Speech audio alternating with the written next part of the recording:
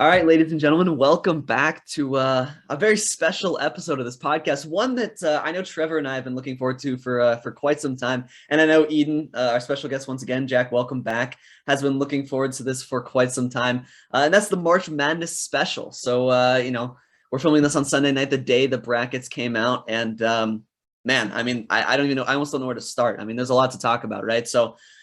I think I can just start it off by saying I'm disappointed in the committee. I'm disappointed. Eden, congratulations. Our teams are in our 1-2 in the South region. I hopefully look forward to an Elite Eight matchup in a couple weeks' time. Ryan, number one seed in the NIT, but that's okay. Maybe next year. Look, I was gonna say we have 3 top 2 seeded teams in these schools right here. Look, at least my second team, my legacy team, the Auburn Tigers, are a 2 seed. Okay, at least I can root for them a little bit. But I think we can start this off by just talking about I don't know, any teams that we thought got a seed that they didn't deserve, a team that shouldn't have gotten in, or should have gotten in that didn't get in. A team that surprised you. I don't know if Trevor, you have a team. I feel like we both have a team in mind that we talked about a couple of days ago on our last podcast. But what do you have to say? Look, actually, I actually like a lot this bracket overall. I like a lot of what they did in terms of the seeding and who got in and who didn't. That was a little cluttery. I know. Don't worry about it. Michigan definitely did not deserve to get a straight. I think Michigan should have been a first 4 team. At best, yeah. I mean, I can understand why they got in. They played a really hard schedule. They played in a very tough conference. They had a lot of losses. But when you play in a tough conference like the Big Ten, like the SEC, like the Big 12, like the Big East, you're allowed to have more losses and still make the tournament. So I understand why they put Michigan in. I don't necessarily agree with it. I think a happy medium would have been the first 4. Look, I know Ryan's upset about SMU, but at the end of the day, I don't think they deserve to make the tournament. When your non-conference strength of schedule is 252, that is just absolutely ridiculous and just not good enough, right? Like, they had a couple good wins in conference, but they did nothing out of conference. They lost to Memphis in the semifinal of their conference tournament, so I like that decision. Oklahoma and Dayton, I also don't think deserved it. The one thing I would have changed is I would have put A&M in this tournament. I probably would have put A&M in over – I haven't thought about this too much, but I probably would have put A&M in over Notre Dame or Michigan. Notre Dame, the more I look at Notre Dame, is very weak. They don't have any quality wins. They were really bad in the non-conference, and they lost their first ACC conference tournament game. So I think A&M, the way they played down the stretch of the season, beating 2 top 15 teams in Arkansas and Auburn, I think was enough to get A&M in the tournament. But other than that, I like the seeding. I like a lot of these matchups, and I love my draw for the Wildcats. It's going to be tough, but it's going to be fair. And that's all I got to say about that. Okay. Eden, any thoughts? Any qualms with the seeding, the teams? If not, that's fine. Yeah. I mean, from a seeding standpoint, I didn't really look too much at it, but sure. I think the team that I really like a lot, I do like A&M, like Trevor, and I believe that they should have been in. But one team that I've fallen in love with this entire season is the Oklahoma Sooners. Really? Porter Moser, I think, is one of the best coaches out there in college basketball. First year at Oklahoma, of course, after his run at Loyola Chicago. But I caught a lot of their games this year, and I just think playing in the Big 12, it's a difficult conference, and I just feel like they were in so many of those games that I watched, whether or not they won or lost close. I think they're a team that can go out and compete with anyone in March. And I think, especially as a lower seed, maybe as a first 4 team, they would have made some noise. And if I were to put them in over one of the last 4 teams, I would have probably taken out Wyoming. I think they started off hot, and then once they got to their conference play, they kind of fizzled out a little bit. And end of the season on a cold stretch, I guess you just got to look at that Tech game that Oklahoma just played. And if they win that instead of losing by 1, I guess they're probably in the tournament. But Oklahoma's the team that I liked. Wyoming is the team I didn't like. But shout out Xavier Dussel, who plays on Wyoming, one of my boys from middle school. So nice. That's to him. That's kind of cool. Yeah, for real. Congratulations. Yeah, actually. Ryan, I'll interrupt you here real quick. I know Ryan has a lot to say. I'll preface it by saying this. Ryan, I encourage you to be as objective as possible. And I Look, know you love the SEC, but let's try and temper our expectations here. look, it's funny. Trevor's saying I love the SEC, but here, we have two guys over here saying A&M should have made the tournament. And look, I'm glad you guys said it for me because I agree. Look, Texas A&M should have made it.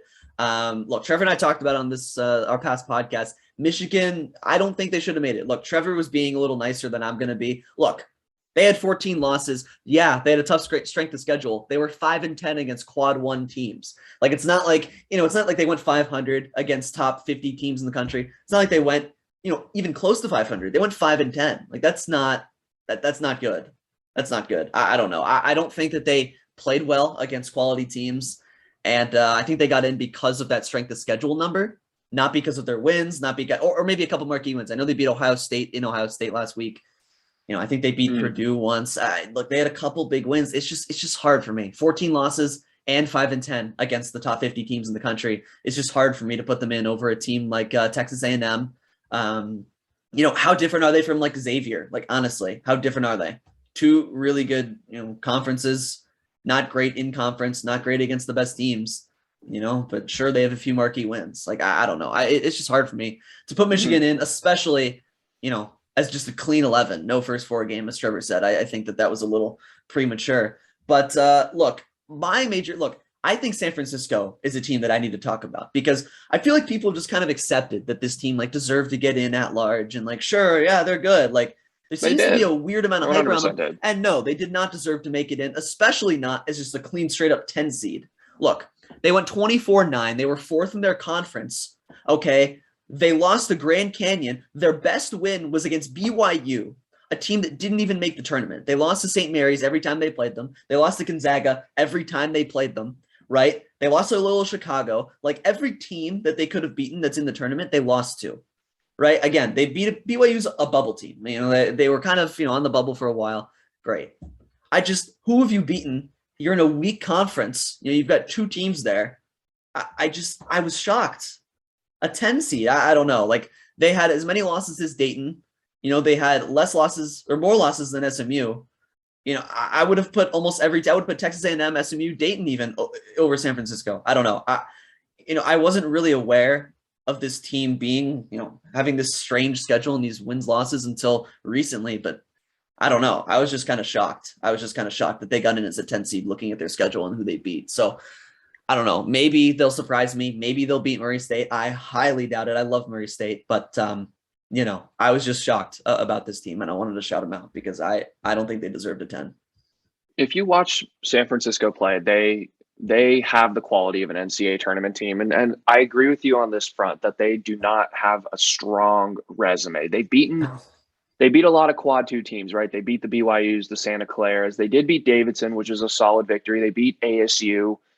But I agree. I think their resume is lacking a little bit in the wins department.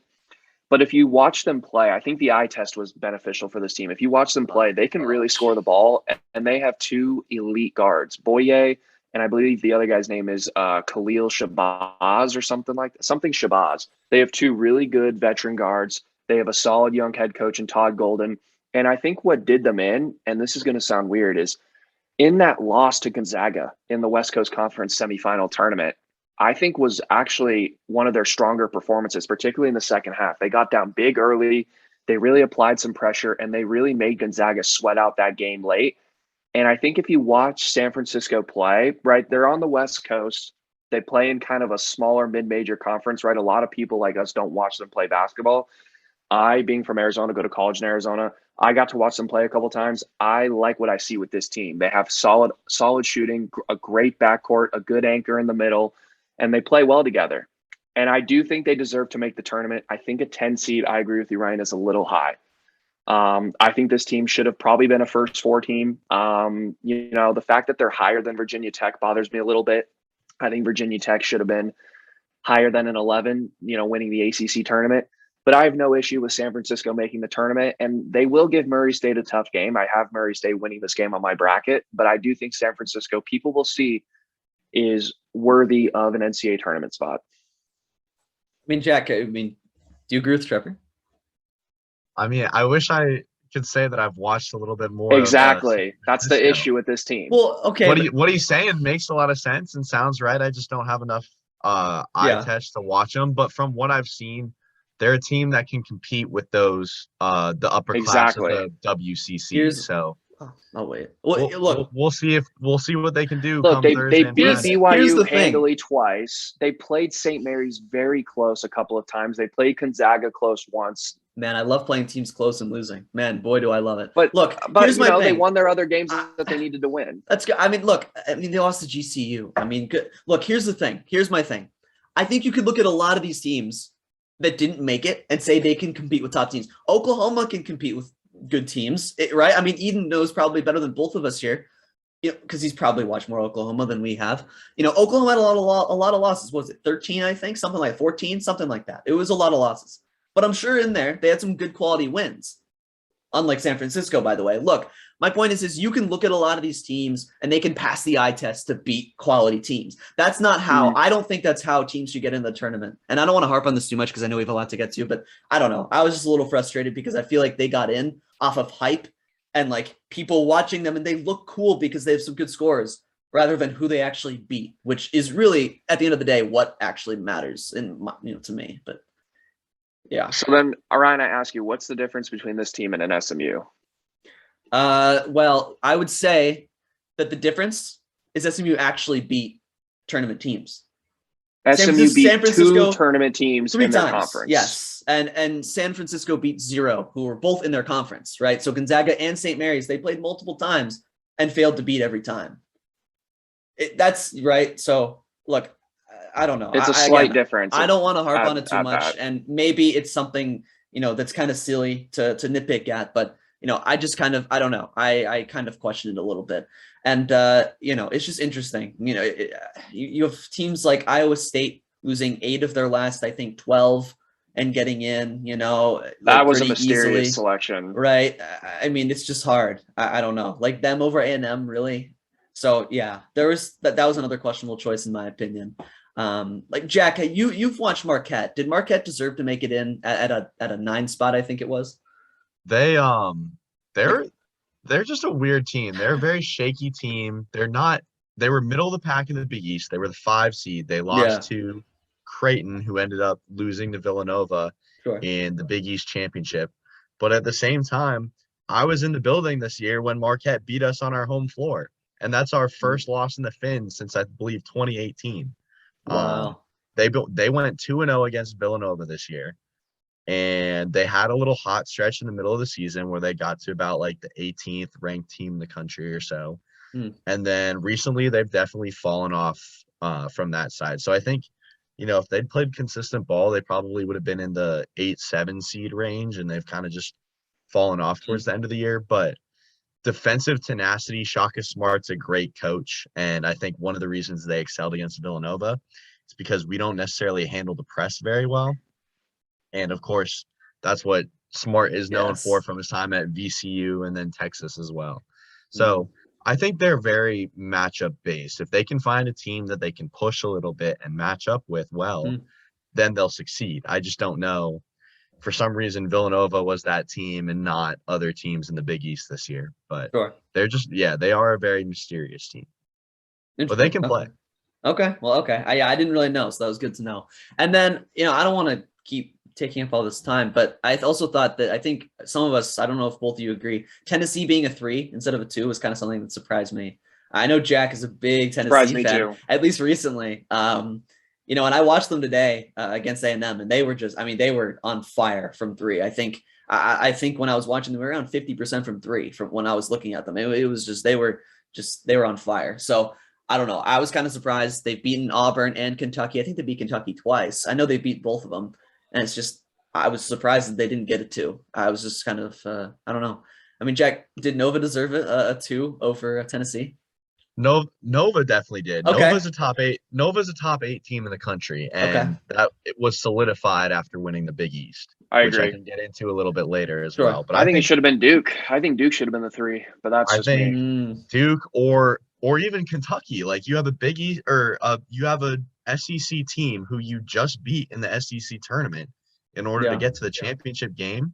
Not to True. knock Very true. Kentucky at all. They're talented, but if I look at the entire SEC, you have Kentucky and Auburn, who are 2 seeds, and then you have Tennessee, who's a 3. You have Arkansas, who's a 4. It's a Mm. great conference, but the team that scares me the most in the SEC out of all those teams right now is Tennessee, just because how hot they are, how experienced they are, and then you mix in a young guy like a Kennedy Chandler who can just push the pace and change the game. They know how to play. Rick Barnes is coaching that team really well, and they have a legitimate shot, I think, at making the Final Four if they can get Wow. through the top 2 Wildcat teams in that region. Wow. Will That's they? interesting. I'm not saying they will, but they have a legitimate shot. I Okay. totally agree with that. And Tennessee's also a very experienced team. I believe they have one of the oldest players in college basketball. He's a 6th-year guy named John Fulgerson, who's a left-handed big guy. So this team's been, or some of these guys have been to the tournament before. Rick Barnes has been around the block for 100 years now. And I agree with Jack. I think Tennessee or Auburn are the 2 scariest teams for me in the SEC. And I understand Auburn's not playing good basketball right now. And I know Ryan's going to love hearing this, but I think Auburn might arguably be the most talented team in college basketball, right? You have the best player in the country in Jabari Smith. Well, I shouldn't say the best player in the country, probably the most talented NBA prospect in the country in Jabari Smith. You have an elite big man in Walker Kessler.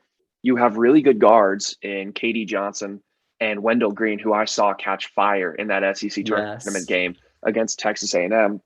The issue with me with Auburn is, and I feel like this has always been kind of like an Achilles heel of Bruce Pearl, is Auburn lacks a little bit of discipline at times, right? Bad shot selection, turning the ball over, boneheaded mistakes, stuff like that, which I think in an NCAA tournament game will come back to bite you eventually.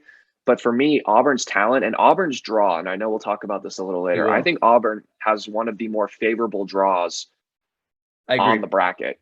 I think I don't see a team until they get to the Elite Eight that's comparable to them in terms of talent. Maybe Wisconsin, because I think Wisconsin's very well coached. But I like Auburn's draw and I like Auburn's personnel. We'll just see if they can clean up some of the mistakes in the shot selection.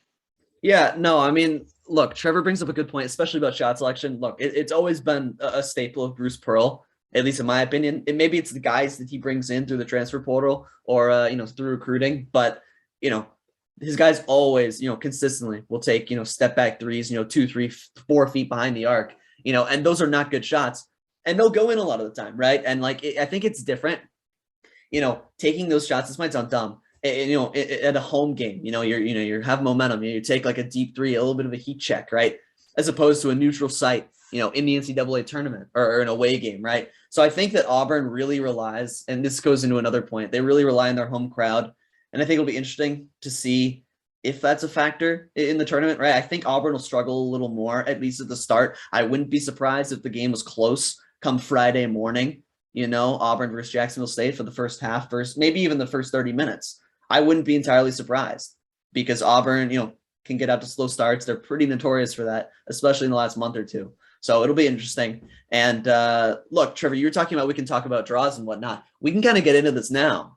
We can kind of get into I was about to interrupt you and be like, let's do it. We can kind of get into these regions now. And I don't know where you want to start. You want to start with a certain region? I know you want to say Let's start with the West. Let's start with the number 1 overall seed. I just want one shout out for one of the teams that got in today. Shout out to the Richmond Spiders, man. Coming 100%. Back, winning the A10, beating a good Davidson team. I just want to shout them out. Killed my team's chances, so I gotta hit them. But yes, that was a great win. I mean, I don't know. Did you watch the end of that game? It was crazy. Intense. They were down 6 a minute and a half to go, and they came back and did it. So yeah, that was a great game. That's why March is the best time of the year.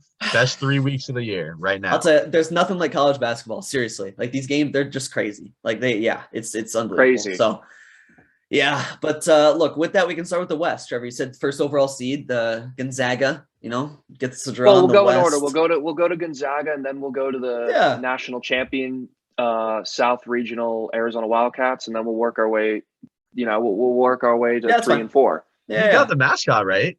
You just throw in the No, I don't know. I mean, fellas, I don't know if you guys have a team, maybe a lower seed that can wreak some havoc in this bracket. I personally thought Gonzaga got a pretty tough draw, and I think I think the bottom half is a little weaker, but I think the top half of the West region, you got Memphis, who's playing really good ball right now. UConn's playing great ball. New Mexico State's playing great ball. Arkansas, with the exception of the A&M game, is playing great ball. Vermont's playing great ball. I think Gonzaga gets to the Elite Eight. I'm not going to say easily, but I think they're the best team.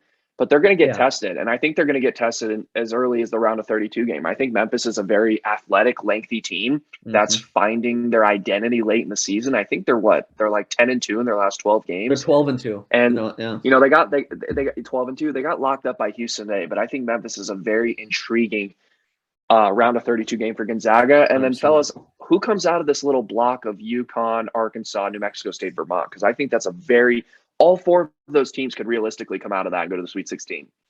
Yeah, I mean, I don't want to speak for Jack, but for me, it's either Gonzaga or UConn. Look, Gonzaga's the best team, right? They're the most talented team. They're the most experienced team, right? They got some guys that have been there for a while. Obviously, they're really well coached. UConn, and Eden knows this better than both of us, Trevor. UConn, in my opinion, I've watched a decent amount of them compared to other teams, and I feel like they're a big wild card. And I feel like a lot of these teams in this Western region here are wild cards. You've got UConn, right? You've got Memphis. Mm-hmm. Are you going to get the good Memphis? Are you going to get the early season Memphis? Are you going to get, really good shooting Arkansas? Are you going to get the away team Arkansas who can't seem to beat the best teams? Are you going to get the good Bama or the bad Bama? I don't know, right? A lot of these teams are very hot and cold, very streaky. So this region's tough. I mean, seriously, I'd go UConn or Gonzaga out of the top of that. And I think Bama could easily, by the way, go to the Elite Eight or the Final Four. Like, they have the talents. They're super inconsistent, but if they get hot, like they could run it. They really could. But yeah, like Gonzaga's going to get tested early and often. Memphis is going to be a test, and I expect them to beat Boise State because they match up well with them inside. UConn's going to get tested by New Mexico State. They're a quality team. They're big inside as well. That's going to put, it's going to be tough for UConn because I think RJ Cole is their primary scorer, and he's a pretty small guy. Will he be able to score consistently inside with those guys there? We'll see. Vermont's a quality team. They've won a lot of games. I know they're good on both ends of the floor. Like, there's a lot of good teams here. Duke, I mean, it's a 2. I'm not a big fan of Duke this year, but I mean, Duke is still a scary team. I think Texas Tech is pretty weak, but they got a good draw in Montana State. I don't think they're very scary, so they'll be kind of lucky there. Yeah, I mean, I think this is a loaded region. I like a lot of these teams. Upsets can come anywhere. Vermont, New Mexico State, Rutgers over Bama. Yeah, I mean, we'll see what happens, but a lot of upsets could come from here. Real quick before you go, Eden. Real quick, sorry, I'm gonna jump in. I think there's always one region, right, in March Madness that kind of gets blown up, right? Yes. If you guys know what I'm getting at, I feel like this is the region that could be that region, right, where you just see a bunch of wacky matchups. A 9-5 in the Sweet 16, a 13-12 in the round of 32, a 7-8 in the Elite Eight. It happens every year in one of the regions, and I think the West has a lot of potential for that. But go ahead, Eden. I was just going to echo a lot of your points. I think there's a lot of teams that I really like in this region as lower seeds. Memphis has played good ball recently. New Mexico State I haven't watched, but the WAC is a competitive league, and New Mexico State in the past has been competitive with teams come tournament time. The one team that I really love in this region, who has, in my opinion, a really tough Catamounts. Draw, but I love them. I love the Catamounts of Vermont. I love Vermont. They won their conference championship game by about 40, I think. They just score the ball. They are 27-5 on the year. They've played with good teams out of the conference earlier in the season, and they're hot, and they just know how to score. And I think that's going to be such an interesting game with Arkansas. I think both teams play fast and score a lot. So if you're a betting man, I'd probably bet the over in that game. But, I mean, Vermont's a team that I really like. I also really like UConn being in the Big East. They've given Nova some really good games this year, and they're playing pretty good ball right now. They could have won that semifinal game. That was just back and forth, hanging with one of the top teams in the country. So I wouldn't be surprised if they make a little run and end up playing Gonzaga in the Sweet 16. Those four are definitely – I don't know who's going to come out of that. But the team I probably have the least faith in out of those four, surprisingly, would be Arkansas. I do. So that's for those four. As for the bottom half of the bracket, I just want to say right now about the Duke Blue Devils, I love Coach K. I'm sorry, man. I'm not a believer in this team this year. I agree. A bunch of their ACC games, they've played close this year. They just lost to Virginia Tech. I think they're a team that is significantly overrated, if I'm being honest. And I wouldn't be surprised if a veteran Sparty team who can knock Yes. off I'm Big Ten glad you brought that opponents up. can knock them off. I wouldn't be surprised if they run into a hot Tech or Alabama team who could knock them off, or, whoever comes out of that first 4 game. Yes. I have very little faith in Duke this year. And if I'm being honest, I probably will not pick them to make my Sweet 16. Wow. I think that's a great point, Jack. And Ryan, I'll let you go in a sec. I think the bottom half of this West region is primed for a veteran, smart, well-coached team to make a run, and that's Michigan State, right? They're not the most uber-talented team ever, but they play good basketball. They play solid defense. They're battle-tested. They played in the Big Ten. And, I like Davidson, but I think they're going to beat Davidson in a close game. And I think Michigan State can get to the Elite Eight. I don't love Texas Tech or Alabama, and I really think the Spartans can get all the way to the Elite Eight. I like the way they play ball. They're obviously very well coached. And Eden mentioned it. There's just a lot of shaky teams in the bottom half of this bracket led by Duke. Yeah, I mean, look, here, I agree. Duke is not that strong this year, right? I mean, we saw them lose that game to UNC. Look, here's the thing. At the end of the day, I think their tournament success hinges on one player, and that's AJ Griffin, right? This guy, I think if he's hot, he's shooting 47% from 3 this year. If he gets hot, they can beat anybody, right? But if he's not shooting that well, he's shooting average, he's not taking that many shots, I don't think they go very far. I think a lot of it hinges on him. 100% agree. Right? I think he's really good, by the way. I think he's going to be really good in the NBA. I like him a lot, but it relies on him. Can he get hot? I don't think Banchero really can carry this team. I don't think that's kind of what he is right now. Yeah, I think it relies on AJ Griffin, and I don't know if that's super reliable. It's hard. It's hard to rely on any freshman. It's hard to rely on any single player, right? So, yeah, I agree. Michigan State's a good pick. And this is why I think Bama's primed for a deep run here. Or Rutgers. I like Rutgers, by the way, over Notre Dame. Notre Dame, Trevor said it. They're not that good. Not a lot of good teams that they beat. Rutgers or Bama, whoever comes out of that, I think they could go real far, like Elite Eight far, like definitely.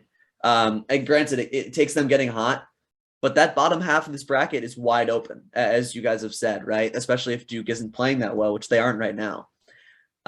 So yeah, I think it's prime for a Bama run or a Rutgers run. Michigan State experienced, you're right. They could make a run too, but yeah, no, I agree with you guys on Duke. I think it really relies on AJ Griffin. It really does. So to end this little region, I'm going to ask, who's the team that we see coming out of the region? I got the Zags. Look, I don't want to say Gonzaga because I don't want to be, similar to both of you probably here. Look, I'm going to go gutsy. I'm going to do it. Bama gets hot. They go through. They roll all the way through. Okay? I'm going to say laughable. Wow. Hey, Bama can beat the best. Look, they can lose to bad teams. They can lose to the best, but they can beat the best. Fair. They can. Fair argument. And I'm going a little risky. I'm gonna have to agree with Trevor and go with Gonzaga, but my backup team would be UConn. Don't sleep on the Huskies. UConn could do it too. Your guys' conference bias is showing. Ryan with the SEC, Jack with the Big East. And now my conference bias is going to show as we move to the South region. My Lord. I'm going to make this quick, fellas. This Arizona basketball team is winning the national title. I'm completely biased when I say it, but I have never seen a college basketball team play offense and have the kind of team chemistry that this Arizona team has. And I know you guys might be laughing a little bit in your heads. This Arizona team's chemistry is second to none. I don't know if we lead the country in team assists, but we're right up there. We have tremendous passing. Even our bigs, Koloko, Tabellis, Ballo, they can all pass the ball. We have an elite NBA lottery level player in Benedict Mathurin. If we can get Kirk Kriisa back, we'll get our emotional point guard leader back. But even without Kirk Kriisa, Dalen Terry, Justin Kier, Pella Larson did a great job yesterday against UCLA, running the point, throwing the ball around, running the offense. So I'm just going to come right out here and say Arizona's winning the national title. I have no reason not to believe it. And I like our draw. I'd be a little worried about playing Illinois in the Sweet 16 just because I don't like seeing revenge games like that in the tournament. I'd love another shot at Tennessee in the Elite Eight. You know, a very questionably officiated game that got played around the first time. My. But look, U of A leads the country in paint points per game, probably top 5 in the nation in points per game. I think we average over 80. I think we're around 83 a game, 85 a game, 85, which is somewhere in the top 5. That's crazy. I don't see it. I just don't see a team that can compete with our size, compete with our ability to pass, our chemistry. U of A, all day, every day. Go Cats. Eden, can I go ahead, Eden? I need to say Go for it. Look, please. Look, I love when people other than me have bias because it makes it fun. You know, it makes it fun. Look, here's the thing. U of A is a great team, and look, I actually have them going to the title in one of my brackets, and I have a couple of brackets here. I have 2 or 3. U of A is a really good team. You know, Trevor stated their strengths. Look, here's the thing. You're overlooking one team, Trevor, early in this bracket here. You're overlooking Seton Hall. Look, Seton Hall, in my opinion, could give U of A some trouble. Look, I'm not saying they'll beat them. I'm not saying I'm going to predict that in my brackets, but I might do it in one of them. Because look, Seton Hall's a very good rebounding team. They're a deep team in the front court, you know. And what is U of A strong at? Right? U of A's not strong at raining in threes from behind the arc. Right? They're strong inside. They rely on their big men. They rely on attacking the paint. And when you have another team with similar strengths, I think it's going to be tough. I initially I looked at this, by the way, and I said U of A got a great draw. And they did, right? They got a great draw. They really did. But Seton Hall will give them some trouble. And, I don't want to overlook them. But look, U of A is going to go far here. I'm going to kind of jump out to the entire bracket here because, look, U of A is really good. I think that the bottom half of this is a little scarier. I think Nova got a tough draw with probably, in my opinion, Loyola Chicago second round. I think that's who they'll play. And I think that's going to be a hard game. I mean, they can definitely beat them. Nova's super disciplined. They're a very good defensive team, very smart team, very well coached team. They can beat anybody, but I don't know. I don't think I just think it'll be a hard game. It'll be a very grindy game. Loyola Chicago is very experienced as well, right? I think, Trevor, was it you that told me off the air that Loyola Chicago's made the Sweet 16 in their last 3 tournament appearances? I think that was you. It won't be. That is true, but it won't be 4. I just don't like to bet against Jay Wright in March, particularly in the first weekend. I feel like Villanova seems to always find a way to the Sweet 16, and then it's kind of a toss-up, right? Because talent and whatnot comes into play.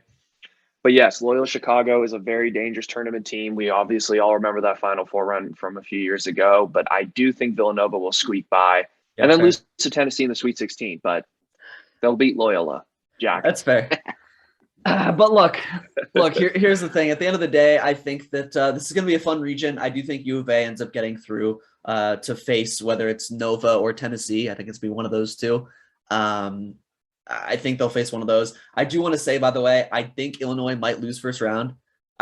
Illinois is a good team, and maybe I'm looking at last year when they lost to Little Chicago in the second round as a 1 seed, right? Maybe I'm kind of getting flashbacks from that. But I don't know. I mean, they rely on Coburn for, a lot of their offense. They have a couple other guards. I think, what is it, Plummer, and then there's somebody else. Curbelo, who are their offense. But look, Chattanooga's not a bad team. They rely really on one guy, Malachi Smith. He averages 21 points a game, 42% from 3. But they have a couple guys who can defend Coburn. They have a couple 6'9", 6'10" guys who can probably hold their own. I don't know. I'd watch out for Chattanooga. They're a decent team. They got one really good player, which is all these teams need to kind of stick in it with a good team in March. So I'd keep an eye on them. So I don't really trust Illinois too much, but I do think Nova and U of A have a really nice path to meet each other in the Elite Eight. That'd be very fun. I'd be excited for that. It's funny you bring up the Illinois Loyola Chicago game from last year. I was actually there out in Indy, and that was a great game. But anyways, it's funny because, I'm sitting here listening to you guys talk about the South region, and I'm just like taking everything in, and I'm like, I don't really agree with almost anything that either of you have said. Wow. Hold on. Besides the Illinois Chattanooga point. Thank you. I just wanted to put that out there. I think Illinois runs through Kofi Coburn, and I think one of his big issues is he gets into foul trouble. So if you run into a smaller school who's more fundamental and who has the size to compete with him, if you throw it down low and get a couple quick and they'll fouls take some on charges, him, right? Take some charges, charges. little up fake, get him in the air. I think he's going to be excited to play, and that may not necessarily play to his advantage. Going back to Ryan's point on Seton Hall and TCU, it's funny you were talking about my Big East bias earlier, but TCU is another team that I really love this year. Oh, Seton Hall didn't look really? great in the tournament. They didn't. 8-9 games are a toss-up. It could go either way. Who knows? But TCU has the firepower to compete with anyone and also the firepower to just shoot themselves in the foot and just get destroyed. So if you run into a good Big East disciplined team like Seton Hall, who knows what's going to happen. But I see Arizona kind of squeaking by at least that game. They'll get by and at least into the Sweet 16. Y'all will The learn. Y'all will The learn. matchup that I'm excited for, and it's going to lead right into the U of A. Right.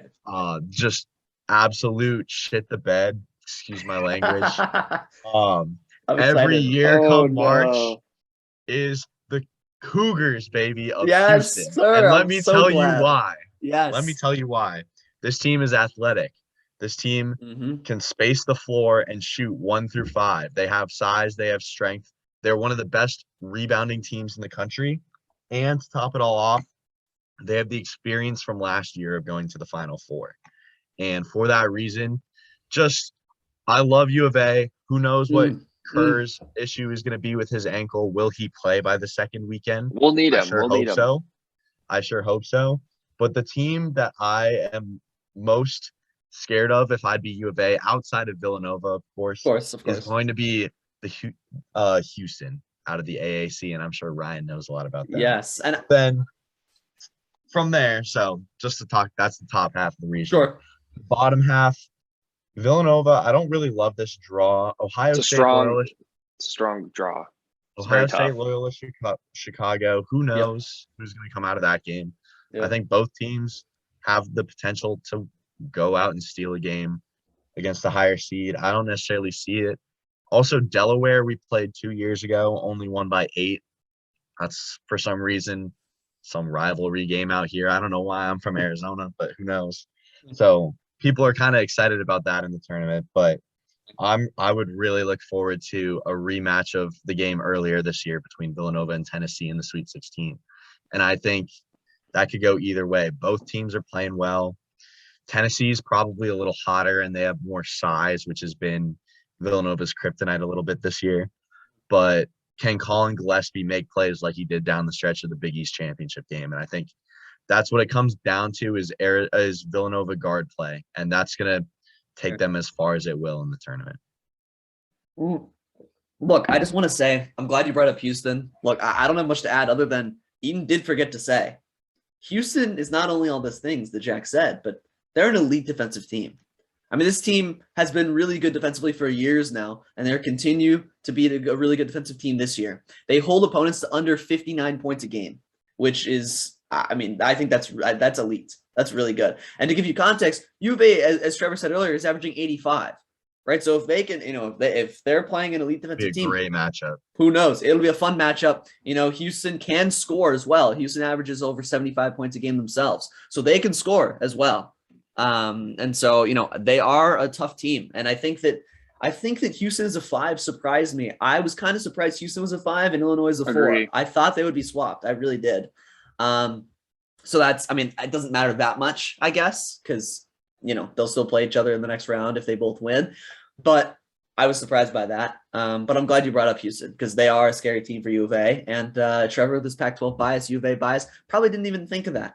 And not even factoring in, he'll have to play Tennessee or Villanova come if they are to make it as far as the Elite Eight. And I do just look.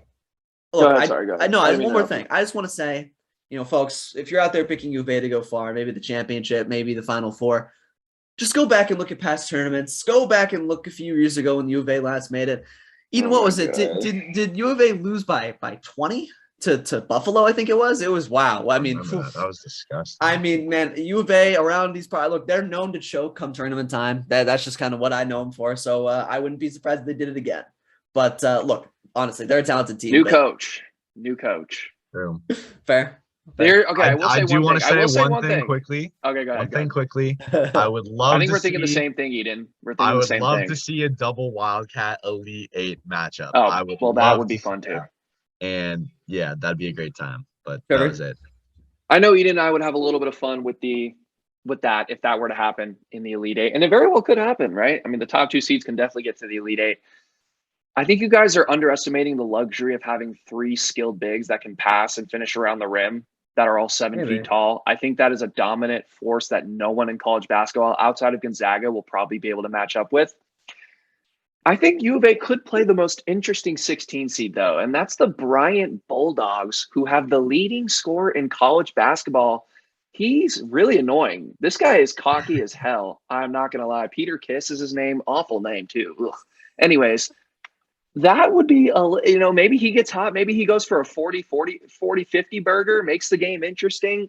I think it'd be a kind of fun first round, especially since Juve's missing. We probably won't have Kirk Risa for that game Friday night. I think Brian would be kind of a fun 16 seed. I think we win that game fairly easily, but I think, if Kiss gets hot, they get up early. You never know, right? UMBC beat Virginia. Wouldn't that be fun? And look, I'm sure you guys already know. We'll move on to the next region, but who do you guys coming out? Who do you guys have coming out of the South? Obviously, of U of A. It's a no-brainer for me. Nobody will be able to compete with our size and our ability to pass the ball and our ability to get everybody involved. Here's my thing. I have U of A. Look, for all my criticism, I have to go U of A. This region's not that strong. Look, if I had to pick a second team, it would probably be Houston, the more I think about it. Look, I think Villanova's good, right? I think they don't make a lot of mistakes. I think they're a smart and disciplined team on both sides of the ball. But I don't know. They're just not, and this sounds dumb, but they're just not like explosive enough. Like, I don't know. They just don't do enough for me on the offensive end to think that they could get out of this region. I don't know. Maybe I'm being silly, but I don't quite trust them on the offensive side to get through. Look, I only watched a handful of their games. I watched the entire game against UConn, and it was a real battle. But I don't know. I just think that they rely on discipline and defense, and I think that a team can outshoot them. I really do. I think if they run into a hot Tennessee team, Tennessee can beat them, right? A hot Loyola Chicago team. Loyola team. Anybody, right? So I think that is their weakness right there, and I think that makes me a little nervous. So, yeah, I'd go U of A. It's the safe bet. It's a pretty weak region. I'd go U of A. I just want to make one last point on Villanova. There are only 2 teams in this tournament that have players on the roster that have won a national championship. Mm-hmm. One is Baylor, and the other one is Villanova.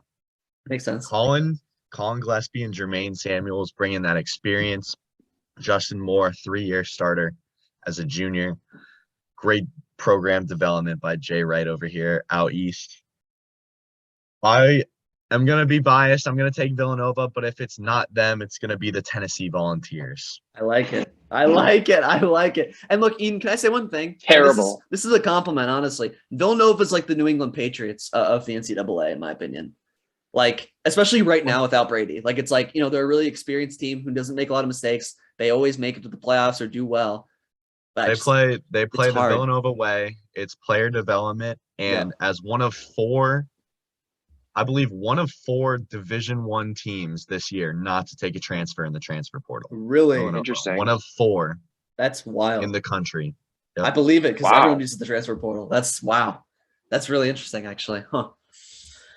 Wow. Okay. Well, look, we'll see. We'll see. U of A, Villanova, Tennessee, Houston. Who knows? It'll be a fun region, but I think we can all agree Illinois will not win this region. It's actually really weird that they're a 4 seed. But look, we can move on, I think, to the next region. Trevor, do we want to go down to the East region? Is that what we want to do? Let's go to the Midwest. Okay, let's go to the Midwest. I lied. I am sorry. We'll go to the Midwest. Look, Trevor, start this off for us. Who do you like? Top half, bottom half? Who do you like? What are the upsets here? I feel bad. I feel bad for whoever's going to get to the Final Four just to get smacked by my Wildcats. Get out of here. Auburn's going to show you who's boss, okay? Like I said, I already came out in support of Auburn. I regret doing that because Ryan's going to hold that over me now. Hey, I said U of A make it to the Final Four. Fair. That's fair. I like Auburn a lot. I just think Auburn has all the talent and they have all the pieces to make a deep run. I like their draw. I mean, I think LSU's kind of the wild card team for me in this region, right? Just because they fired their head coach. And I saw a very interesting video on TikTok about it. LSU is going to be the team that loses in the first round or rallies around this new coach and I think makes a deep run. I think that's just kind of like what it's going to be for LSU. I like their first game. I think they beat Iowa State. Don't sleep on Colgate. Every year there's a 14-3 upset. I think Colgate, they're 0-4 in the NCAA tournament. They've never won an NCAA tournament game. I think they can beat Wisconsin. I just don't think Wisconsin has all that much firepower, but they're kind of like a Villanova, right? They're very well coached. They don't turn the ball over a lot. They shoot well. They shoot the ball well. They have an NBA guy in Johnny Davis. They actually have they average the fewest turnovers per game in college basketball. So wow, might not be a great pick to pick Colgate, but I think Colgate, if they get hot, hit a bunch of threes. It's happened before. 14 can beat a 3. And the top half of this region for me is pretty weak. I like Iowa at the 5 line, but I also want to be careful because this happens every year. And we talked about this right before we started this podcast. We love to fall in love with that 4, 5, 3 seed team that gets really hot, wins the conference tournament. You know, it's Iowa this year. Iowa's the hottest team, arguably, in college basketball. They just ran through the Big Ten tournament, kind of won fair. I mean, they had a very close game against Indiana, but other than that, they kind of ran through the tournament. They have a tough 12 seed in Richmond, and they'll have a tough round of 32 game, but I like Iowa to get to the Sweet 16. For me, the top half of this, I don't think anybody in the top half of this bracket is going to get to the Final Four. I think it's going to be somebody from the bottom half. I don't love Kansas. I like Kansas, but I don't love Kansas. They do have Ochai Agbaji, who's one of the most experienced players in college basketball. I think San Diego State would be a very interesting round of 32 game for Kansas. And Creighton. Creighton's playing really good. They got a really good big. I don't even know his last name, Jack. What's Creighton's big last like name? 7 feet tall. Ryan Kalkbrenner. He's like 7'2". He's so annoying. He's a very I heard he wasn't very athletic. Is he not? I'm not athletic. Like he's just not very. He's polished. one of those guys who looks terrible at basketball, and then he'll go for 16 and 12 and kill you and not foul. Yeah. Like, he just eats space, and that's what makes him good, and he does it great. This is another one of those regions where it could be like a 5 versus 7 in the Elite Eight, right? Or a 2 versus 8 or a 2 versus 14, or I don't even know. Like, I feel like this is just going to be one of those regions where it's really hard to predict games. Chaotic region. I think there's a lot of even matchups. I'll briefly highlight South Dakota State because I know you guys want to talk about South Dakota State.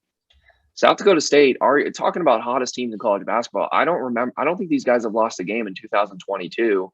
No, they have not. They shoot the 3 ball better than anybody has in 30 years as a team. They average 45% as a team. I like them to beat Providence. And if Iowa goes cold, I think they can make it to the Sweet 16.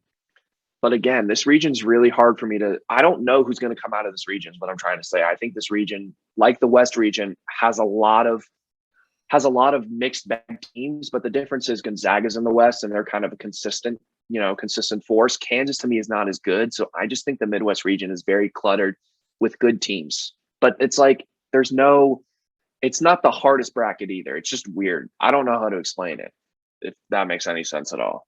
No, that's fair. It doesn't have to. Sometimes it's unexplainable. Look, Eden, what do you think? You go ahead. What do you think of this region? Are there any upsets you like? Any teams you like? Any team that you think can make a deep run here? I think if there is a 7 seed or below that is going to make the Elite Eight in this tournament, like there typically is every year, I think it comes out of this region. Okay. I mean, you get a mixed bag in here. USC, I don't think is very good. Okay. But could they beat a good team? They've played good teams all year. Mm-hmm. San Diego State and Creighton. Creighton's played hot. I've had a front row ticket to them. South Dakota State's great.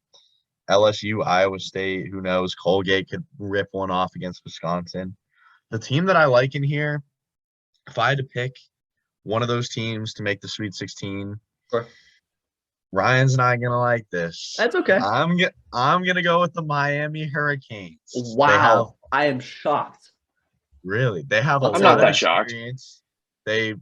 They're first of all, they're a very old team, and they have a lot of experience in college basketball.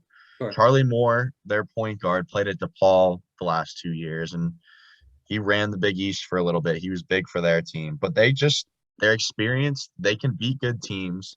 They were in that Duke game until they uncharacteristically turned the ball over and made bad decisions down the stretch. Mm-hmm. And that was the biggest surprise to me.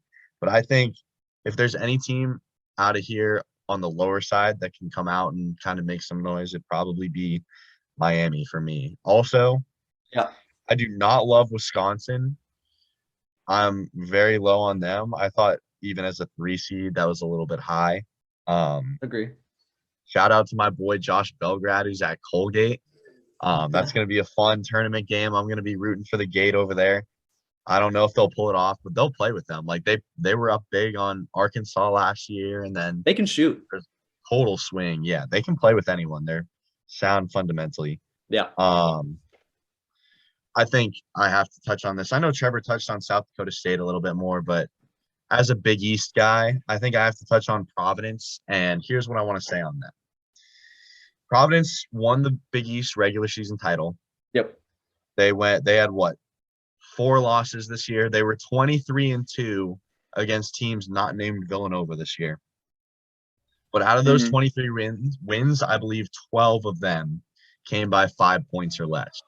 And typically when you get into March, that's not the best calling card come the first weekend of games. So they can play in the close games, but they don't beat teams comfortably. And especially if you get a team like South Dakota State who can shoot the lights out. I really like – are they the Jackrabbits? Is that them? Yeah, they are. I think so, yeah. I really like the Jackrabbits to win that game. If I had to pick one team, I like Kansas. There's no one I love in here, but I probably would have to lean. Really? If you Oh, made me pick a team, I would pick Kansas. that hurts. Look, here's the thing. And this region's interesting. I think outside of the West, this region will have the most chaos as well. Look, this is a great draw for Auburn. Trevor said it. Look, Auburn got a great draw. USC and Miami, I'm not too afraid of them. Wisconsin, I'm not too afraid of them. I think they could very well lose in the first round. And look, I'm going to say this. The top half of this bracket, I think Kansas will be the first 1 seed to lose. I think Kansas will be the first 1 seed to lose. I think Kansas actually loses to San Diego State. Here's the thing. Creighton, I don't know too much about them. I know they have that 7-2 guy who's pretty good, and Eden said that he's deceivingly more impactful than he looks, right? Because he's 7-2, he takes up a lot of space. San Diego State is one of the best defensive teams in the entire country. They are very, very, very good at defense. They cannot score at all. They have one guy by the name of Matt Bradley who is their entire offense. For some reason, I've watched like 3 or 4 full San Diego State games this year, and they cannot score outside of Matt Bradley, but their defense is sensational. And I think if Matt Bradley can carry them on the offensive end, which I think he can, and a lot of these teams will rely on one player to score for them, I think that they can beat Kansas. I think they can shut them down on the offensive end. And I think San Diego State could definitely do it. So keep an eye on them. I kind of like them if their defense can hold up and if Matt Bradley can score enough points. Iowa, I really like. I know Trevor said he doesn't like going on the hot team bandwagon, but Iowa can shoot. They can score a ton. They have Keegan Murray, who's fantastic, going to be a top 10 draft pick this year, definitely top 12 or top 13. They can score a ton, and I think they'll go pretty far. I actually think they'll go further than Kansas. I'd have them beating them head-to-head. I love South Dakota State. I know all 3 of us have touched on them. They shoot 45% from 3, biggest winning streak in D1. Providence, Jack touched on how, maybe they're not going to win comfortably. With a team who can shoot like South Dakota State, that's scary because if they're within a few possessions the entire game, they get hot. All of a sudden you're down 5, 6, 10, 12, and you're like, what just happened? So I think that South Dakota State is definitely a team to watch out for, not only against Providence, but beating Iowa too. I think they could beat Iowa. I do. Not many teams can keep up with Iowa offensively. South Dakota State can. South Dakota State can shoot the lights out. If they can do that, who's to say they can't beat Iowa? So keep an eye on that. LSU and Iowa State aren't very good. I don't think either team's very good. I think Iowa State's kind of bad. I think LSU doesn't shoot well. They're a good defensive team. I don't know. I don't think either of them are really a threat.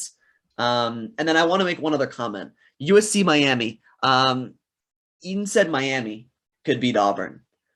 And I don't even think they beat USC. This is the Auburn bias we've been waiting for. Look. Miami's a good team. Auburn is I have a buddy. I have a buddy who loves. Look, so is Juve, right? I have a buddy who loves Miami. Okay, I have a buddy who thinks Miami's great, but he said they got a bad draw.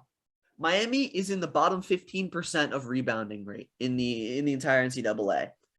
What does USC do? They start big guys, 4 guys over 6'9". They rebound the ball. That's how they win games. They don't shoot the lights out. They rebound and play defense.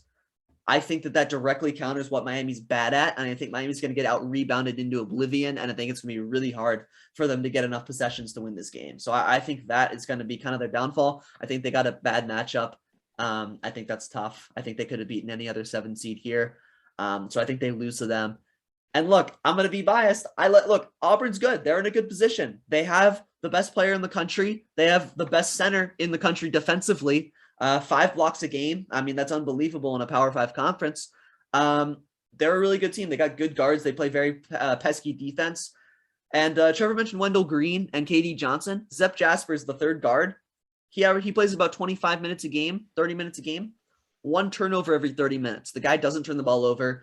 Trevor talked about turnovers for Auburn. You got to rely on a guy like Jasper to not turn the ball over in the NCAA tournament. I like Auburn to come out of this region. I think South Dakota State could cause chaos here. I think San Diego State could cause chaos here. And I think because of that, Auburn comes out of this region and plays U of A in the Final Four.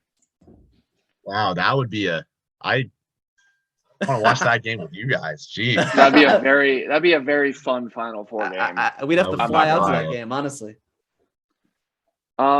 I'll tell you who I think is going to come out of this region, and I'm just going to go with the most stable, consistent team. I'm going to go with Kansas. They're not flashy. They don't have as much NBA talent as they have had in past years.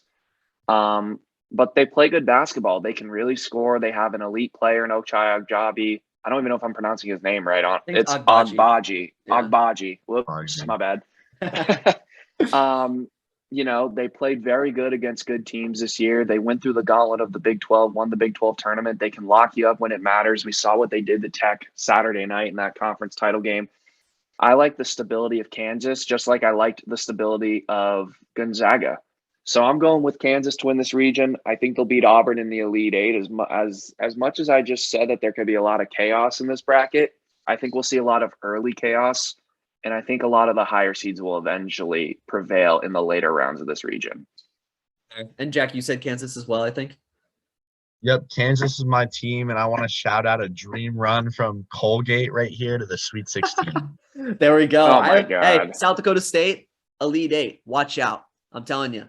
Deep run. Imagine that. 45% from 3. They get hot. They keep going. That'd be crazy. Also, I'll imagine it. Sorry. No. I'll imagine it for about 5 seconds, and then I'll unimagine it because it's not going to happen. All right, look, that's what they said about Loyola Chicago, Wichita State, UConn back in the day. They said that about all these teams, and look where they got, okay? Look, it's possible, okay? But I also want to say Iowa. If it's not Auburn, it's Iowa. I'm just going to say it. If it's not Auburn, it's Iowa. That's just my opinion. But okay. But look. This is the funnest region, the next one. You think so? Also the toughest. Whoa. I don't know about tougher that. than the South. The West? Are you kidding me? The East region is the best region. No, the West is harder. No way. Wow. The West is a bunch of shaky teams. Tell us why the East is the best region. Let's go through here. There's a lot of good teams. I mean, the East region has teams all the way through the 12 seed that could. I just think it's the deepest region in terms of. It might not have the best top-end teams, right? It doesn't have the Gonzaga or the Arizonas, but it's a deep region. I look at the bottom half of this region. I look at Virginia Tech, who's one of the hottest teams in college basketball. They're playing really good right now at the 11 seed. I think Purdue is a little up and down, but they have a couple of matchup nightmares, right? They have that 7'4" guy in Edey, who's just a tough guard, and they have Jaden Ivey, who will be a lottery pick. He's a very talented guard for that team. Murray State is a really, really good basketball team. They have the best record, I think, outside of Gonzaga. I think they both only have 2 losses. They do. Yeah. This year in college basketball. So don't sleep on Murray State. They have a great backcourt, very well coached. They're kind of becoming a perennial mid-major team that makes the tournament every year. And I think Kentucky's the best 2 seed. They have a lot of talent. They have an elite shooter in Kellen Grady. And they have a big man who can do it all, and Oscar Tshiebwe. He is averaging 15 rebounds a game. He is averaging the highest amount of rebounds of any player since 1980. So keep that in mind when you think about Kentucky. But the team I want to highlight is UCLA. This is a team that went to the Final Four last year. This is a team that returned all 5 of those starters. This is a team that has a very strong point guard in Tiger Campbell. They have a couple of nice wing players in Jaquez and Johnny Jusang. They're weak on the front line, which could end up hurting them a little bit. Miles Johnson, Cody Riley don't give you a lot of offense, can get into foul trouble. That's what happened to them last night against my Wildcats. But I think if we're talking about a team with championship pedigree and experience, UCLA was a first 4 team last year that went all the way to the Final Four and got knocked out by a half-court shot from Jalen Suggs. So I think the Bruins, I like their draw. I think they'll beat Akron. I think they'll beat the winner of the St. Mary's, Wyoming, Indiana game, which I think it'll be Indiana. So I think they'll see Indiana in the round of 32. And Baylor, to me, is the most shaky 1 seed. They can't score. I don't like Baylor. Really? I don't like them this year. They have they score guys 77 points a game. From what I've seen of late, they just seem to struggle to score the ball. And I saw it in their conference tournament game against Oklahoma. Not a great 3-point shooting team from what I saw. I don't know. They're not playing their best basketball of late. I wouldn't be surprised if UCLA knocked out Baylor in the Sweet 16. I wouldn't be surprised, if Baylor lost in the round of 32. I think we see a 1 seed lose every year in the round of 32 and we don't expect it. It happened with Illinois last year to Loyola Chicago. I think North Carolina could beat them. I think even Marquette with a good shooting day could beat them. So I think the East region is deep. It has a lot of championship experience, particularly on the top half. And I think it has some really talented teams that can provide mismatches in the bottom half. Yeah, look, I don't know. I don't think this is stronger than the West. I will say Trevor is right. While there's not the top end teams, there's a lot of good or really good teams here. Kentucky, I think, could have easily been deserving of a 1. Look, they have the talent to be a 1. Let me put it that way. So I think that they're pretty scary. Murray State, very scary. They have 2 very good scorers that lead that team. They're a very scary team. I think they could beat Kentucky. I think they could upset Kentucky in the second round. I think that San Francisco, as I said, they don't deserve it. They don't stand a chance. They'll get absolutely steamrolled by Murray State. Because they're bad. UCLA has the talent to beat Baylor. I 100% agree with that. I think the thing here, and maybe again, this is from last year, I get nervous about Purdue, especially in the second round when they end up playing Virginia Tech, which they will.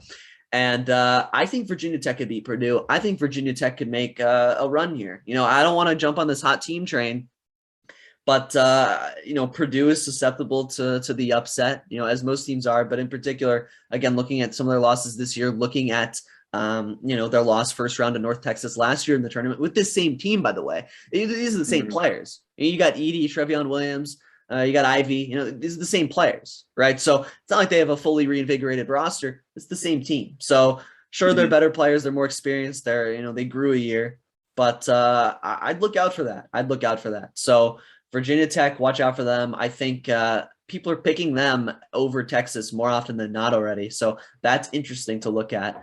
And then St. Mary's, they're a fraudulent 5. I cannot believe they're a 5 seed. My goodness. I don't think they deserve it. I think that they're going to lose to either Wyoming or Indiana. I think Indiana would beat them by more. I think Wyoming's a solid team, though. I know they struggle down the stretch, but they have 2 really solid players. They run their offense through 2 bigger guys. They run through the low post. They're a slower team, but I think they're a really solid team. I think they beat St. Mary's.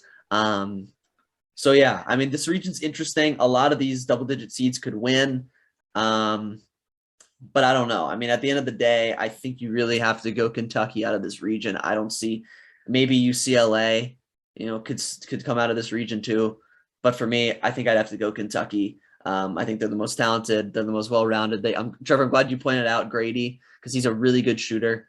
Sheway, obviously, we know him. Ty Washington's good too. They've got shout out Ty Washington. Yeah. Eden and I played against him in AAU. So shout out Ty Washington. Will really? Be a lottery pick too. Yep. That's pretty awesome. Wow. Cesar Chavez High School before going to AZ Compass. Wow. AZ Compass is not a real high school. Well, it is a high school, but it's not a high school. Is it really? Yeah. So, okay, I see. It's like a Hillcrest. It's not really a high school, but I see. But look, yeah. What do you think? What do you think? This region's interesting. I'll come out. I got Kentucky coming out of this region. Yeah. Go ahead, Eden. If there's one thing I'm going to take out of this podcast tonight, I think more so than the fact that Ryan thought SMU should have been in the tournament, is the fact that Ryan hates the West Coast Conference. He And does. He really I just think does. it's so funny. Like you look at a Uh, team like St. Mary's who he's bashing on, I think I hate the and Gonzaga's conference. I think they're a ranked team. They beat Gonzaga this They year, and did. he goes, "How are they a 5? They're gonna lose early." they And will. then you look at the region right above them in the West, Alabama, who also beat Gonzaga this year, but at the same time lost to Georgia 2 days before, and he goes, "Bama in the Final Four." I just don't get it. I mean, I don't either, Jack. I don't I'm so get glad it. you're pointing this I'm out. sitting Oh, here laughing on the Zoom, listening to this guy. wait, do you want me to tell you why? I can tell you why, by the way. Nah, you don't have to. It's okay. St. Mary's is Anyways, 4-7 against quad one teams. Alabama's 8-8. Yeah, look. Yeah, sure. yeah, they're that's very all. shaky. Anyways, St. Mary's just losing. I looked at this bracket and I think it's really interesting. I think Kentucky is far and away, maybe besides you. No, Kentucky is the most talented team in the bracket, and I don't think you can argue that. But if you look at the one and done in college basketball, when was the last time a team of mainly freshmen won the tournament? Was that Duke in 2016? Was that the last year? Probably. So it's been With Jalil Okafor and Tyus Jones, I believe. yeah. That's the So team you're referencing. and Justice Winslow. It's been a while. Yes. That's what I'm saying. So I look at this region and I think, where is experience in this region? And Ucla. the team Oh my no. eyes Oh get boy. pulled to Oh, don't say it. Purdue. That's the team I get pulled to. If you think about it, Trevor was talking about UCLA bringing back all 5 of their starters. Experience in losing.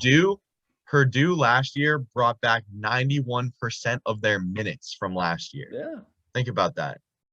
91% of their minutes are from guys who are currently on the team who were on the team last year. You're kind of convincing me here, Eden. I might go Purdue over Kentucky in my Sweet 16. I like them over Kentucky. I think Kentucky's the more talented team. The one fault of Purdue is their defense, which I think was shown a little bit in the Iowa Big Ten championship game. But I think Purdue can play with anyone in the country. I personally think that this is a weaker region at the top when you're looking at Baylor and Kentucky. So from that sense, I don't see a team above them who scares me. I'm trying to think. UCLA has that experience, but I'm a little shaky on them. They've been hot and cold a little bit this year. They can play with the big teams, but have they beat them? Not necessarily. Got murked last night. Exactly. And I'm just looking through the rest of this bracket, and I think I can't pick against Purdue's offense and their experience coming from last year. Look, I'll tell you, they have experience in losing first round, if that's what you want. That's true. They did lose to North Texas last year, so we avoided them, and that's how we got to the Sweet 16. They're not going to lose to Yale. I know. They No, they won't. Weakest 14 seed. I agree. I think the big key is going to be Zach Edey. He's a great player, but they don't play him defensively. They play the other guy, Williams, I think. Trevion Williams, yeah. Mm-hmm. They play him more, which I'm kind of confused by, but I would love to see a matchup with Kentucky and go watch Sheway versus Edey. I think that would be Edey gets in foul trouble. I think that's the one knock against him is he fouls a lot. But Trevion Williams is a good backup big. I mean, he wouldn't be bad either. So. Trevion's going to get taken in the draft. He's a good player.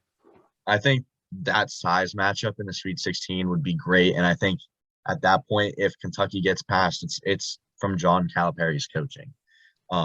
Coaching those young guys up. But yeah, I look at this region. I would love a UCLA St. Mary's game. I'm just not sold on. I don't love St. Mary's, don't get me wrong, but I don't really love UCLA. I don't love Baylor, but I might have to pick them into my Elite Eight. I think at the top of that, if they can get past the first weekend, which I wouldn't love. But if I'm going to go with a team here, I'm going to put it on Purdue. Wow. Or whoever wins that Purdue-Kentucky game, if that's the Sweet 16, but I think it'd be Purdue. Sure. I have Kentucky. I already said it, but Ryan, you said Kentucky as well? Yep, Kentucky as well. Yep. All right then, fellas. It looks like we are down to our final 4. So to close out this podcast, we are going to pick our national champions right now. If we had to pick one, obviously we're all going to make multiple brackets. Of course. I'm going to start my final 4 Gonzaga, Kentucky, Arizona, and Kansas. 3 number 1 seeds, a little unprecedented, and a 2 seed in Kentucky. You guys already know who I'm picking. It's the best trio of bigs college basketball has ever seen. I'll come right out and say it. The best trio of bigs college basketball has ever seen. Kirk Kriisa will come back at some point. We got the wings. We got it all. We got the mojo. We got the new coach in Tommy Lloyd. The curse is over, ladies and gentlemen. Run back 97. Good The U of A Lord. Wildcats. The U of A Wildcats will my. beat Kansas, and they will beat Gonzaga in the national title game. I got a final score of 83-78. Cats over Gonzaga. Oh, he's even going final national score. championship. Wow. 83-78. What did I have? Look, I kind of took a combo from all 3 of my brackets I've made so far. I got Alabama. Right, I have Alabama, Kentucky, U of A, and Auburn, which I think is entirely possible. Eden, right? Eden. Did you hear that? 3 SEC schools in the Final Four. Can we just give it? Who was the other team? Gonzaga. It was U of A. West It Coast was U of A. No, it was U of A. U of A. U of A. Okay, that's right. He had Bama in there. Look, Go on. hey, look, no one else here went for a gutsy pick like that, all right? I went for a little bit of a wild card pick, a little bit of an interesting pick, all right? Look, Alabama can definitely do it, but they will not win the national championship. We all know who I'm going to choose. Look. You're picking Auburn? We know who I'm going to choose here. I mean, would you have the number 1 player in the country? Come on. Wait, Ryan's picking San Francisco. Look, Ryan's picking San Francisco. Smith is the closest thing to Kevin Durant that we've seen in a prospect since Kevin Durant, okay? He is a 6'10 guy who can pull up off the dribble from 3 or the mid-range over 1 or 2 defenders. He's so good. Auburn's defense is good. Walker Kessler is going to lead them on their interior defense. He's going to lead them over the U of A Wildcats in the Final Four. They'll know who a true big man is in Walker Kessler, all right? And they're going to lose in the Final Four. Auburn's going to play Kentucky in the national title game and come out victorious there. Auburn's going to win the national championship. That's my prediction right there. You think I was really going to go against my Auburn Tigers? Come on now. You mean your SMU Mustangs? Yeah. Okay. Look. I would have had SMU going all the way if we made the tournament. We got scammed. The committee was paid off. It's fine. Whatever. Look, the NIT draw is looking real good for SMU right now. I'm not gonna lie. Go ahead, Eden. I'm sorry. I mean, I'm looking at my teams right now, and I don't really love them. I got Gonzaga. I got either Nova or Tennessee. I got Kansas, and I got Purdue. Tough. Conventional wisdom there says Gonzaga, but I don't want to do that. That's no fun on the podcast. So I'm going to go with whoever wins that Villanova-Tennessee game. And I'm going to say it's Villanova. Go Cats, baby. Colin Gillespie, 2 national championships in 5 years. That's we all just picked our own schools, basically. Wow. Talk about the bias we all have. All right. On the real, here's the thing. Ryan's pick might make the most logical sense, and here's why. I told Ryan this off the air. Thank you, 6 of the last, and this might change your pick a little bit, Eden, and particularly in terms of Purdue. 6 of the last 7 national champions were at-large teams. They didn't win their conference tournament. Can I say one thing off? However, this is where Auburn goes out the window. No team has ever won the NCAA tournament after losing their first conference tournament game. Mm-hmm. My second team, would be Kentucky. In all seriousness, I think Kentucky. I know. Look, OSUC. Look, his third really team good. would be Tennessee, then Bama, and then his Arkansas. Yes. And then Georgia. Georgia has a shot at winning the title this year, I think, according to Ryan. Oh man, but honestly though, like Kentucky, I think if it's not Auburn, I'd go Kentucky. In all seriousness, like they're really talented and they can do it. My second team would be Gonzaga. Look, conventional wisdom sometimes is the right thing to do. Gonzaga will have the number 1 overall pick in Chet Holmgren, Drew Timme. You know, they have a really nice backcourt. Nemhard, Strother, Watson. They're a deep team. They're a big team. They have NBA talent. And they're kind of being passed up on for Arizona. I saw Reese Davis and Seth Greenberg on ESPN already pick Arizona to win the national title. So I don't love that pressure. But I think Gonzaga is a team that we're kind of sleeping on a little bit. And if I wasn't such a big diehard U of A fan, conventional wisdom, right, Eden, I would go with Gonzaga. I do got to say, if you look at it as in last year's tournament, Arizona is the Baylor of the tournament. Please no. That's what I'm talking about. So there you go. No. Who knows? Oh, It's March. Anything can happen. 16 seed beats U of A. That's what's gonna. Bryant's got it in the bag. All right. Bryant's got to be Wright State first. They're not even at the they're at the JV dance. They haven't even made the real dance yet. The first 4 BS. Yeah. They got scammed. Honestly, they won their conference tournament by 30. I think so. It was a scam. Whatever. It is what it is. Look, it's been a good podcast. I think honestly, besides our bias for our own individual teams, I think this is really really good stuff. I think that's so funny how I didn't even realize when I said it until Trevor said it. I was like, oh shoot. Yep. But no, in all seriousness, I mean, all 3 of those teams are really good. So I mean, it's not even entirely out of the equation that one of those wins the title. So who knows? One of us might be right. But look, it's been a fun podcast. I don't know if anyone else has any shout outs they want to give out before the end of this podcast. Eden, go right ahead. I think Eden's what I'm thinking. I got one. I got 2 things to say. First of all, I will be in Pittsburgh on Friday and hopefully on Sunday for the Villanova game. Super excited for that. Catch Eden live on the Instagram. And then second, I just wanted to put this shirt on the screen real quick. Just look at this. Look at this. Salsa J, the Phoenix Suns won 140-111 tonight against the LA Lakers. And that's only because we scored a low for our quarter for the night, 21 points in the fourth quarter. Otherwise, we would have hit 150. But it's all right. 30-point win. 140 on the Lakers. Lakers are so bad. I can't. I was gonna give a shout out to the Phoenix Suns. Beating the Lakers by 30 is always a good thing. Shout out to Anthony Davis for putting out that ridiculous tweet about how the only reason we won that. Oh, look, the real injury of that series was Chris Paul not being able to lift his shoulder above his other shoulder. Right, that was the real injury of the series. Anthony Davis is just hurt. Right, you snap your fingers and he has a broken arm. So. Shout out the Suns. Good job, Eden. Shout out college basketball. The conference tournaments were a lot of fun. I know all of us watched a lot of conference tournament basketball games. And I'm just really excited for March Madness to start. You get the first 4 games on Tuesday, Wednesday. Those are good games. It just doesn't feel like real March Madness. The first Thursday of March kind of hits different. True. And the minute that first upset happens is when kind of like all hell breaks loose and everyone's brackets busted. So I'm looking forward to that, about 3:00 on Thursday afternoon.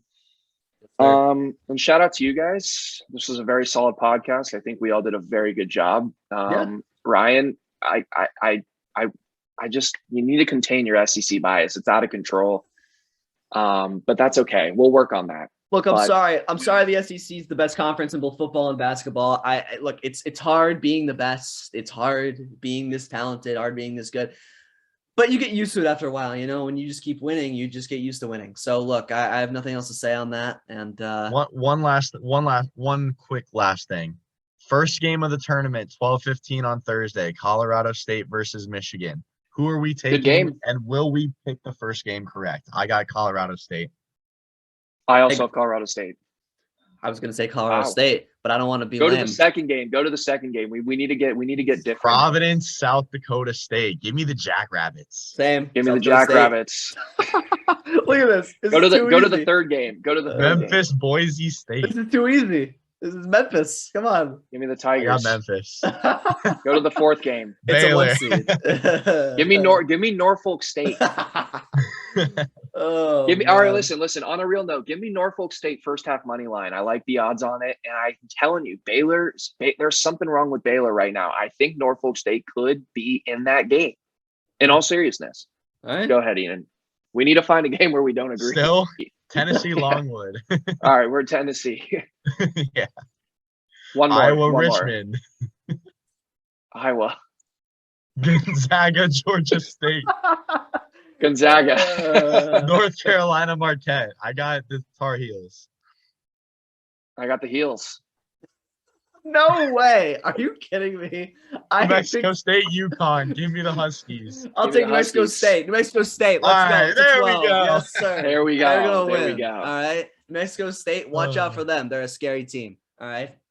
But Timmy Allen, not Timmy Allen. What's the guy's name? I don't know. But Howard Allen. I know they have a bunch of big boys inside, so I think they're going to be a problem for UConn. But look, this is a good podcast. About wraps it up. Yeah. Hope you all enjoy it, and I guess Trevor and I will be back next week with another podcast after the first weekend of March. So hope you enjoyed. We'll see you then.